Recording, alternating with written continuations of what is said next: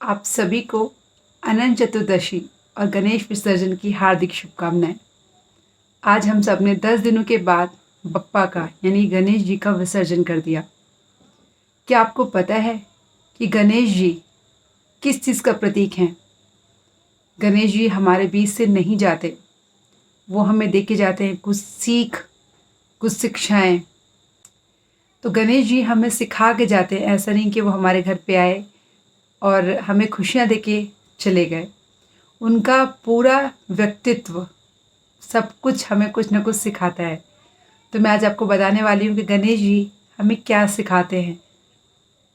मैंने कहीं पढ़ा, कहीं सुना, वो थोड़ा सा ज्ञान आप सबको देना चाहती हूँ। गणेश जी, उनका सिर बड़ा होता है जो कि विजडम यानी बुद्धिमत्ता का परिचायक है। वो हमें बताता है कि हमें बुद्धि और विवेक से काम लेना चाहिए। गणेश जी के कान बड़े होते हैं, सूप के आकार के, जिसका मतलब है कि हमें अपने कान खुले रखने चाहिए। मीन्स हमें ज़्यादा सुनना चाहिए। सूप क्या करता है? गंदी चीज़ों को बाहर फेंकता है, साफ चीज़ों को अंदर रखता है। इसी तरह से जो भी हम दिन भर बातें सुनते हैं सोशल मीडिया पे, कहीं भी हमारे आसपास, उनमें से सिर्फ अच्छी बातों को ही हमें अंदर लेना है। जो भी कूड़ा करकट गंदगी है उसको हमें फेंक देना है, नहीं लेना है। सबसे महत्वपूर्ण, गणेश जी की आंखें होती हैं छोटी। छोटी मतलब दूरदर्शी। जब हम दूर देखते हैं तो अपनी आंखों को ऐसे करके देखते हैं ना, तो गणेश जी सिखाते हैं कि जो भी हम कर्म करें उसमें दूरदर्शिता होनी चाहिए। हमें पता होना चाहिए कि हमारे कर्म का प्रभाव आगे क्या होने वाला है। दूरदर्शिता बहुत ज़रूरी है। गणेश जी का मुंह छोटा सा है, मीन्स हमें कम बोलना है, ज़्यादा सुनना है। गणेश जी की सूंड, वो क्या बताती है? उस सूंड से वो एक पेड़ भी उखाड़ सकते हैं और वो एक बच्चे को गोद में भी ले सकते हैं, बच्चे को सहारा भी दे सकते हैं। इसका मतलब है कि हमारे पास इतनी ताकत है कि हम उस ताकत से किसी का संहार भी कर सकते हैं और किसी का पालन भी कर सकते हैं। लेकिन आवश्यकता है उस सामंजस्य को बनाने की कि हमें कब किस चीज़ की ज़रूरत है। गणेश जी का दांत, एक दंत, आपने देखा होगा कि गणेश जी का एक दांत टूटा हुआ है। इसका मतलब है उनके अंदर डुअलिटी नहीं है। मीन्स हमें अपने जीवन में डुअलिटी नहीं होनी चाहिए। मीन्स ये धर्म के नाम पे, जाति के नाम पे, रंग के नाम पे, रूप के नाम पे किसी भी तरह का भेदभाव नहीं होना चाहिए। हमारे जीवन में डुअलिटी नहीं होनी चाहिए। हमें सबको एक तरह से ही देखना है, एक तरह से ही स्वीकार करना है और सबके साथ एक तरह का व्यवहार करना है। फिर आता है गणेश जी का पेट, जो कि इतना बड़ा है, जो हमें बताता है कि हमें बातों को अपने अंदर रखने की क्षमता लानी चाहिए, बातों को पचाना सीखना चाहिए। अक्सर हम सब में क्या आदत होती है, एक बात कहीं से सुनी, निकाल दी, किसी और तक पहुंचा दी। नहीं, हमें अपनी बातों को, जो भी बातें हम सुने, अपने अंदर समाहित करने का गुण आना चाहिए। तो उनका पेट हमें ये सिखाता है। फिर हम लोग देखेंगे गणेश जी के 4 हाथ दिखाए जाते हैं, जिनमें एक हाथ में है कुल्हाड़ी। कुल्हाड़ी का मतलब है जिससे हम अपने बुरे कर्मों को काट सकें, बुरे कार्यों को काट सकें। जो भी हमारा बुरा पास्ट है, भूतकाल है, उसको हम काट सकें। उनके एक हाथ में रस्सी होती है, मीन्स जिससे हम अपने आप को बंधन में बांध सकें, संयम में रख सकें। बिना संयम के, बिना बंधन के, बिना रिस्ट्रिक्शन के कोई भी जीवन अच्छा नहीं होता है। तो हमें उस रस्सी की तरह अपने जीवन को बांध के रखना चाहिए। ऐसा नहीं कि हम कहीं भी जा रहे हैं, कुछ भी खा रहे हैं, कुछ भी कर रहे हैं, नहीं। हमें अपने जीवन में अनुशासन और संयम रखना चाहिए। उनके एक हाथ में होता है मोदक। मोदक कितना अच्छा होता है ना, मीठा। मोदक परिचायक है कि जैसे मोदक बहुत मेहनत के बाद बनता है। मीन्स आपको भी पता होगा मोदक का जो प्रोसीजर है काफ़ी लंबा होता है, लेकिन वो कितना ज़्यादा स्वादिष्ट और मीठा होता है।